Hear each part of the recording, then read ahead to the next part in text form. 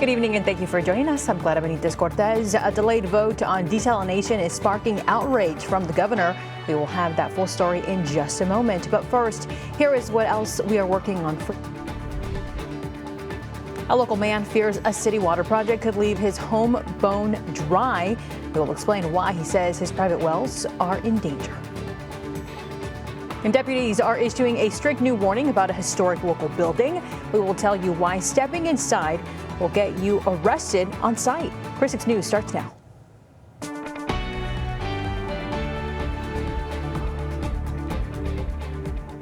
Well, the City Council is facing backlash after delaying a vote on the Inner Harbor desalination project. The move pauses the design process for the new plant. I break down the reaction from state and local officials and what this means for us. Does this have anything to do with our credit rating because we have not approved this? I'm just repeating what they said. The ability for the council to not make policy decisions that will help manage through the drought does give them concern. It was one of the factors in their report. Another meeting with another important decision, and yet with no vote. It's frustrating to continue to not take the vote and just move it forward. After the City Council voted to delay the desal contract vote until September 1st, Governor Greg Abbott's team responded with this. The moment for leadership arrived, but the council met it with a whimper and a complaint. For the second time in 6 months, the council could have taken meaningful steps to meet the long-term water needs of their citizens. Instead, they chose to bicker, blame, and hide behind excuses and studies rather than take action.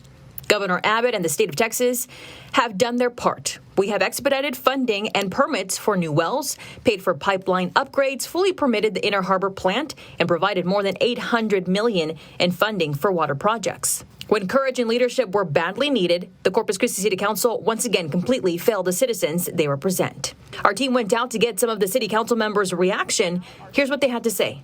And I hope that the governor will continue to support the city of Corpus Christi, and I'm very hopeful that we will get the Inner Harbor passed. This is not an action against desalination, but it's our responsibility to make sure that we have all of these questions thoroughly answered before we act. We're in danger of losing the favorable financing that could cost to pursue the same project or the same amount of funding could cost the taxpayer or ratepayer another $240 million. Council members say they delayed the vote over environmental concerns. They are waiting for an impact study to be finished that will not happen until late June. Hey everyone, I'm Drew Bishop in Old San Patricio, where many residents' only source of water is from private wells. But one resident fears that Corpus Christi's reliance on one water project could drain his way of life. There's thousands of people out here surviving off of this water, but we don't count. Dwayne Alexander, like most of his neighbors, only has one source of water, his private well. Everybody out here is on water well. But since Corpus Christi began drilling wells along the Nueces River as part of its groundwater program, Alexander fears those wells could eventually cause his well to dry up. And funneling is that they draw enough water from below you that the water above starts to seep down into the void they're creating below. And now Alexander wonders if the city will eventually relax its reliance on the wells or leave him running dry. Are you going to try to take care of the people that live out in the country? Completely turn off your water from the groundwater sources when you don't need them.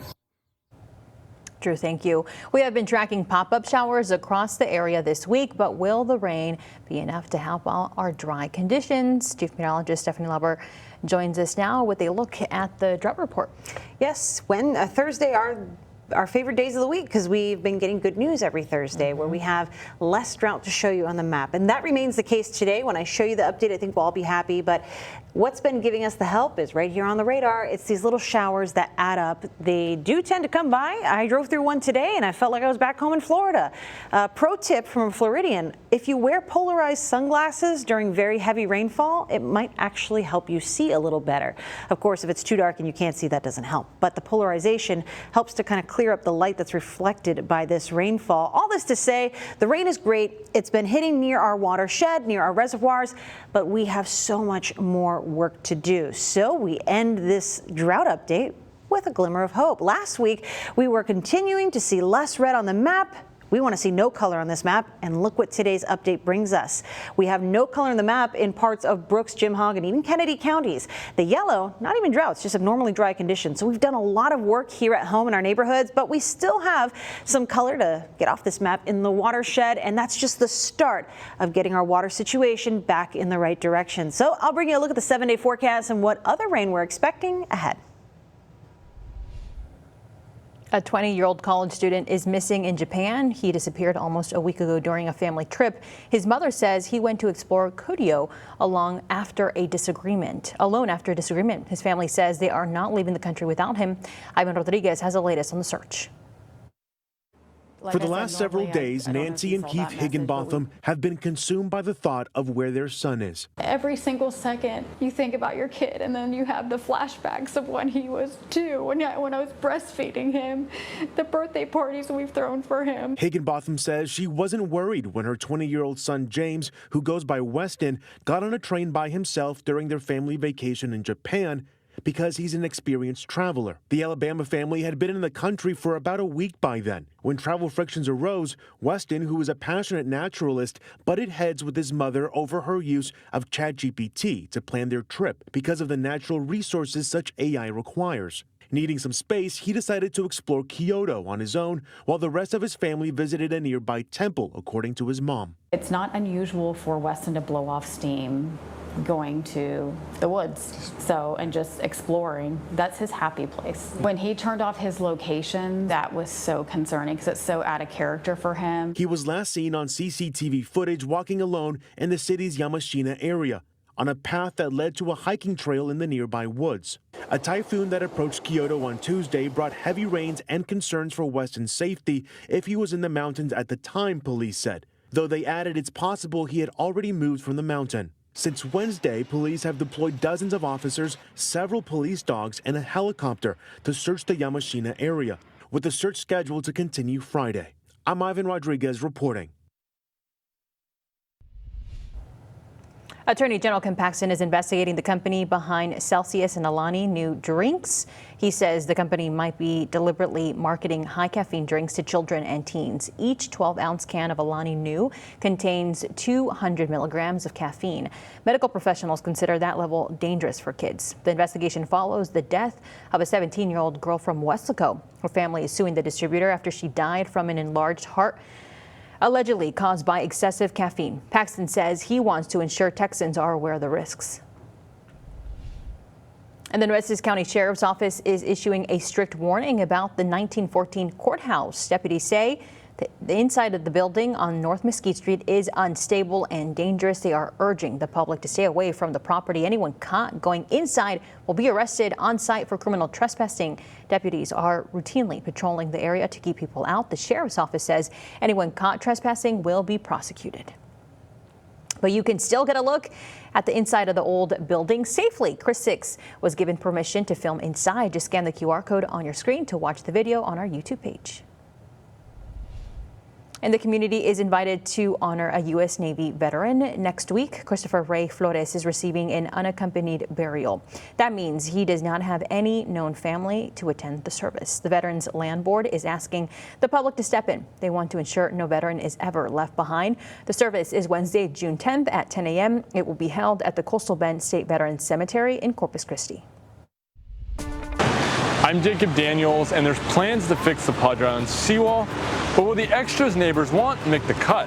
Coming up, I hear from neighbors and what they want to see. You're watching Chris 6, part of the Scripps News Group.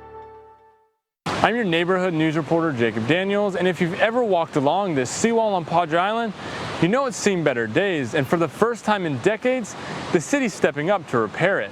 For decades, the Michael J. Ellis seawall was privately owned and left to wear down, and now the city is taking over maintenance and updates, with a plan to repair and resurface the entire stretch. And the people who come here say it can't happen soon enough. Yeah, especially different spots on the seawall. If you walk down, you can really see big chunks are out of the seawall, and it actually becomes kind of dangerous. Then, I thought, oh, if a kid was here, this might be dangerous, actually. So it becomes a hazard. The repair itself is the priority. The wall helps shield the homes and businesses behind it from storm surge when hurricanes hit. The biggest change could come at the city parking lot, where the plan calls for a new gathering space, shade, seating, even a possible centerpiece for photos. But like other extras, it only happens if the bids come in within budget. Out here in this coastal heat, neighbors say that shade could make a big difference. Be nicer if there was a bench, of course. You do see people up and down sitting on just the ledge, and so benches are always helpful. It's so bright and sunny. Shade is always a hot commodity. The plan also calls for new lighting along the wall, and for the people who work here, it's about more than just looks. The lighting is another big issue. So in the morning runs and late evening walks and stuff like that, that they can see and not, stumble off the seawall. The upgrades will also increase accessibility. See a lot of elderly population that they have to put them in wheelchairs and get them down to the beach. I think it'd be easier to have something so they can see the beach, but don't have to necessarily be ambulatory to get to the beach. Getting there won't be quick. The work is expected to start shortly after Labor Day and run in phases for about a year, but the people who love this place say it's worth the wait. A fix for the seawall is finally in sight, but what it'll look like when it's done is still being decided. Reporting on the island, Jacob Daniels, Chris 6 News. Jacob, thank you. Sargassum seaweed is washing up on the coastal Bend beaches. The seaweed brings a sulfide smell to the sand, but it also brings new sea life to the shore. Visitors are finding crabs and unique seashells hidden in the weeds. Many people say they do not mind the change in scenery. It doesn't bother me. I think it's beautiful. It's nature. And if you can't handle nature, then you probably shouldn't go to the beach. Other visitors agree with that sentiment. They say leaving the seaweed where it lands helps the natural bloom thrive. Well, I know these mosquitoes are thriving in this weather, that's for sure. So, with the weekend in view, how can we plan around this weather pattern, and is it going to stick around? I'll bring you a look at your 7-day forecast next.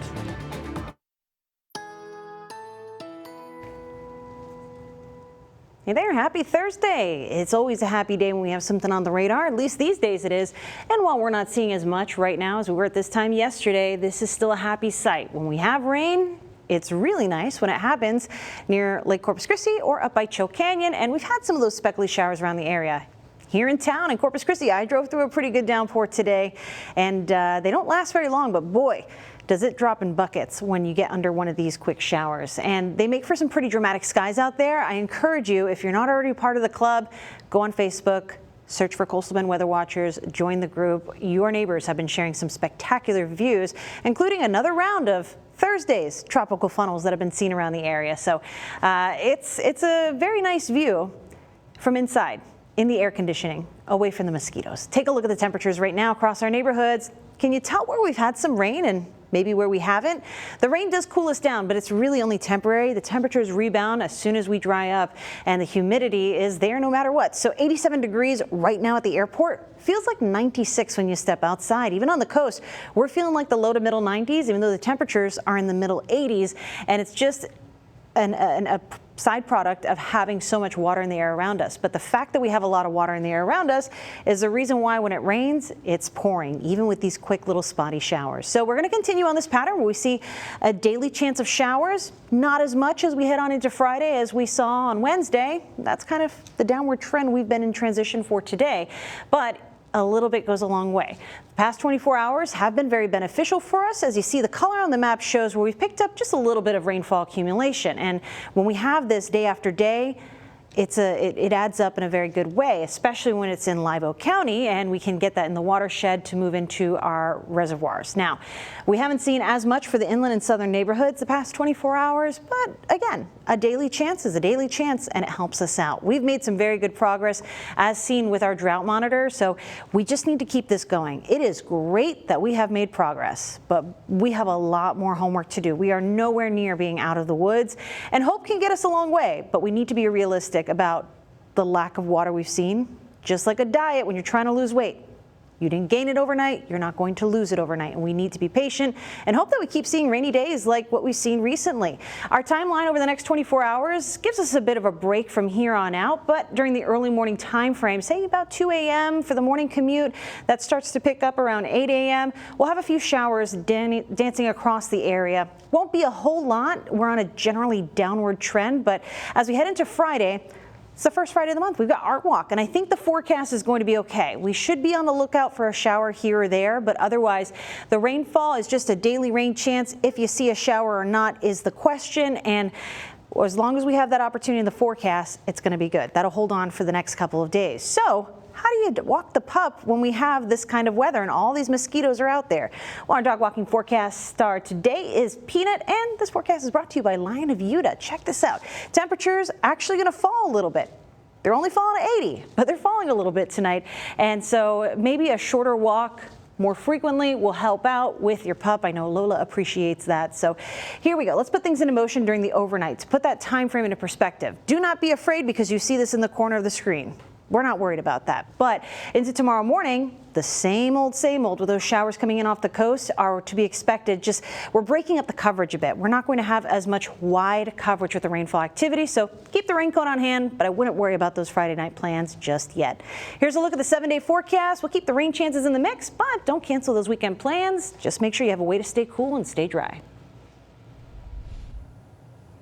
Stephanie, thank you. Warmer weather means spending more time outside, but it also means higher risk for tick bites. Experts say you need to take extra precautions to prevent tick-borne diseases this summer. Lee Waldman explains what you need to know before heading outdoors. Both in the north and the south, we have multiple tick species that are out now. Across the country, different species of ticks are lurking, waiting to make a meal out of you. All these ticks, regardless of whether they're more in the grasses or more in the woodlands, people, when you're out recreating, you just need to be aware of them. Dr. Jean Tsao, a professor at Michigan State University, says if you find a tick on you, remove it as quickly as possible and save it so you can know if you're at risk for a tick-borne disease. The species, the life stage, all of that can help the healthcare worker if you end up feeling sick. Some health experts are warning about an uptick in an allergy connected with some tick bites, alpha-gal syndrome. The allergy can be mild, including itching, rashes, some GI symptoms, but it can also be very severe and unfortunately quite unpredictable. And in, unfortunately, many cases, people can develop anaphylactic shock. Tom Murphy and his wife, Chris, both contracted alpha-gal 4 years ago. You can't eat any meat that comes from an animal with a hoof. So no beef, but also no pork, no lamb, no venison. Lone Star ticks are believed to be the primary carriers of alpha-gal syndrome. They're mostly found in northeastern, eastern, southern, and central states. But Dr. Tsao says, like many tick species, they're spreading. For a given area, there could be many more ticks than they've experienced before. In New York, I'm Lee Waldman.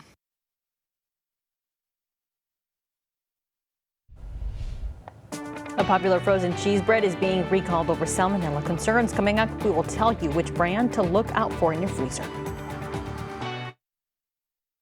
You're watching Chris 6, part of the Scripps News Group. Welcome back. Champion Foods is voluntarily recalling some of its frozen cheese bread. The recall involves certain batches of Motor City Pizza Company 5 cheese bread. The company says there is a risk of salmonella linked to a milk powder recall. The bread was sold nationwide at stores like Walmart and Target. You can email info@motorcitypizzacompany.com for more information.